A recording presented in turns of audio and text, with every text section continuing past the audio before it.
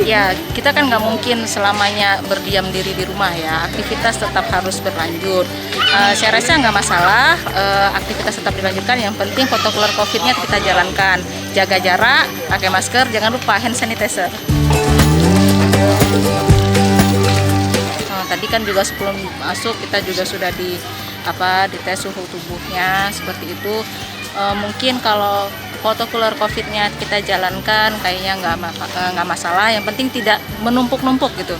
Tetap jaga jarak lah. Sepertinya masyarakat juga butuh hiburan kali ya. Boleh saja dibuka. Yang penting kita perhatikan kesehatannya, kebersihan lingkungannya. Apalagi ini kan ada hewan-hewan gitu ya, ada ternak-ternak kan.